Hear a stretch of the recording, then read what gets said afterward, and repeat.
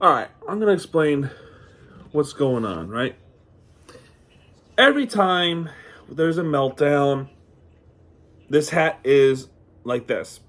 No matter which hat it is, every freaking time there's a meltdown or a collapse that's so bad or a very disappointing loss, this is going on in my head like this. If you can hear my audio, I'm watching a Panther game. Well, I was watching a Panther game. Now I'm not even paying attention anymore because they freaking gave up an empty netter with 6-on-4s. I just had it with that. I just had it that the game is still on. I'm peeking at it once in a while. But that's where it stands. Let's talk about the. Tell you the truth, I don't want to recap this game. I just don't. But I'm going to do it anyway. So we'll go with the box score. We're going to start with the Heat because they are the away team. Haywood Highsmith is 5 points. He scored 1 3-pointer with 3 rebounds, 3 assists, 2 steals. Jimmy Butler scoring 23 points. He has 3 3-pointers, 6 for 6 in the free throw, 2 rebounds, 3 assists, 1 steal. And he could not get it done here at all. Well, he did. He got it done, but he didn't get it done towards the end of the game. Bam Adebayo, 21 points, 12 rebounds. He got himself a double-double. That might be his 9th straight game with a 20-point game. That's impressive. That's really nice to see. Kyle Lowry, 10 points, 2 3-pointers coming in clutch for Duncan Robinson, who had not played today because of the hand injury. 10 points, 2 3-pointers, 8 rebounds, 2 assists, 2 steals. Josh Richardson, he tried his best. He really did. 15 points, 2 3-pointers, 2 rebounds, 2 assists, 2 steals. And Kevin Love scoring a 3-pointer with 6 rebounds with 7 points. Schweider played a game. He at least played 6 minutes of it. Caleb Martin, just 2 points. Hotcast, 15 points, just struggling to keep the shots in. He just is. 5 rebounds, 4 assists, and a steal for Jaime Hotcast.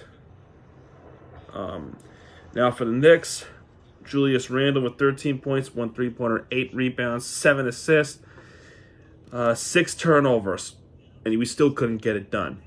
Mitchell Robinson, just 5 points. He's a more rebound defender type. Still couldn't get it done.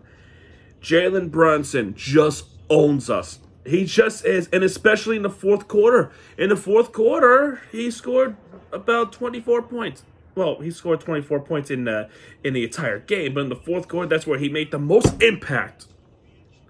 R.J. Barrett, 18 points in the 3-pointer, 7 rebounds, and an assist. And Grimes, 3 points from the 3-pointer. Where did Emmanuel Quickley come from?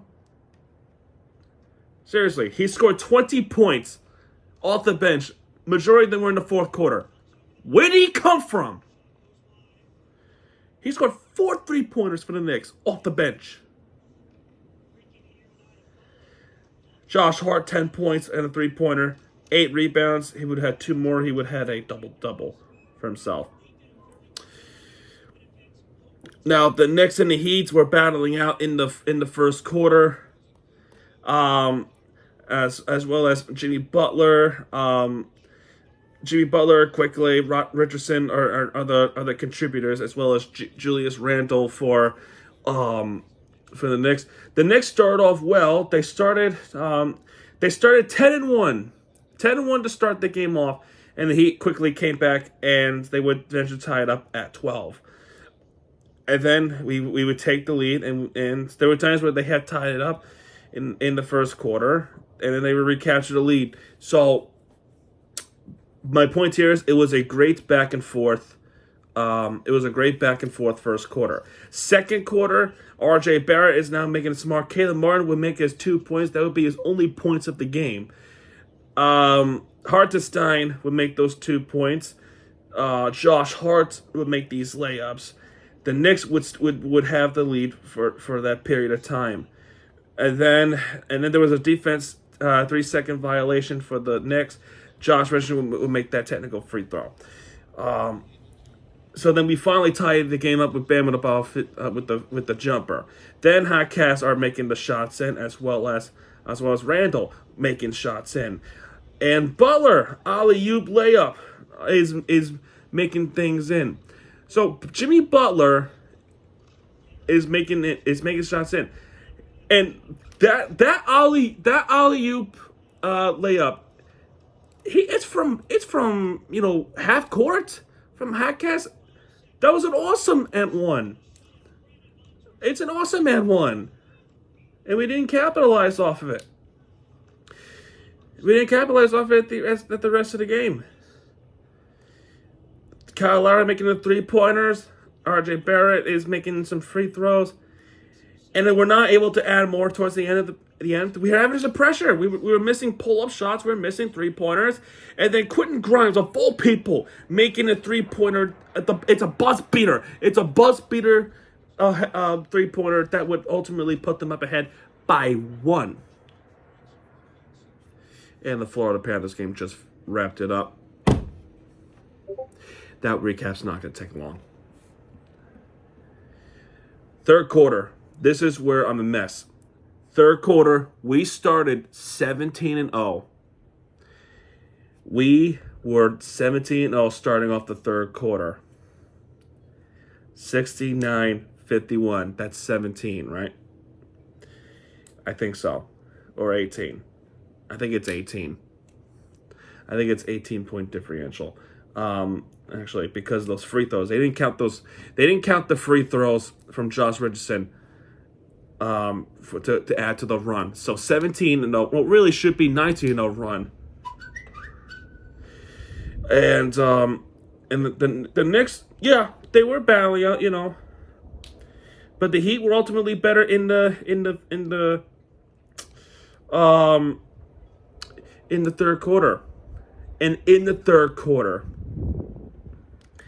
Jimmy Butler with another amazing and one. His arm was what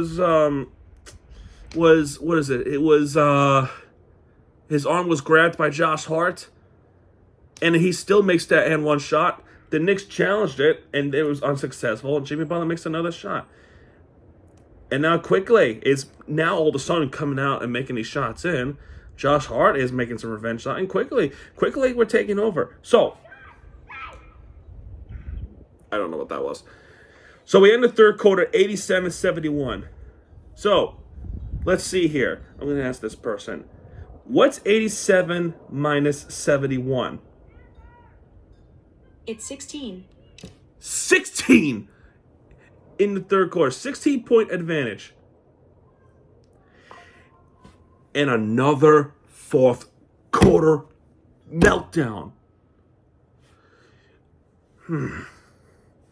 We actually start off 90-71.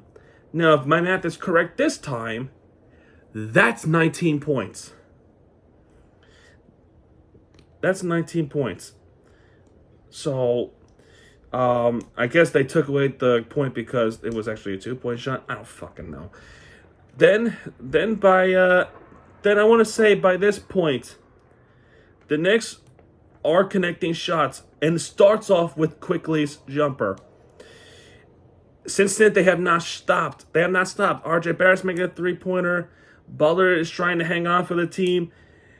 They're not missing anything.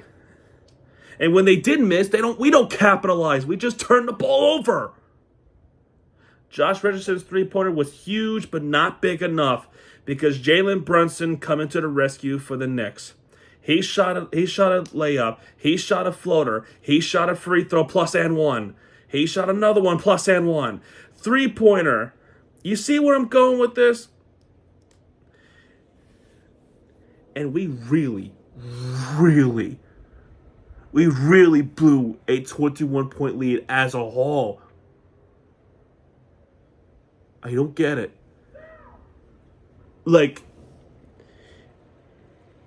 And Brunson missed the free throw.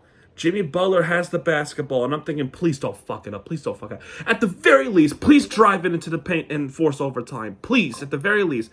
Jimmy Butler then tries to shoot a game-winning 3, And what do you know? He misses it. The Knicks would make this crazy comeback.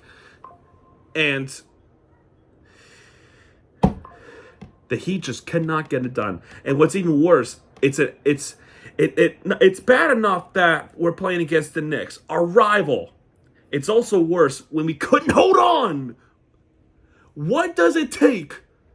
What does it take to hold on to a big lead in the fourth quarter? Why does this keep happening? What is it, like since 2009, 2010? I don't know. I'm so frustrated with this. I'm really frustrated with how the Heat just performed. They had a big lead. It's like the Chicago loss last week, and they still screwed it up. I think this one hurts worse because this happened in the third quarter. Because at least with Chicago, they had all game long to do it. But in this game, they just did it in one quarter to blow it all up. Embarrassing, bro. Absolutely embarrassing. So now with this loss, we need a win to beat Milwaukee to advance into a NBA in-season tournament, or at least a knockout wild card. It's embarrassing. It's embarrassing. At that point, I didn't care much about the NBA in-season tournament. I cared more about not fucking it up, and they fucked it up.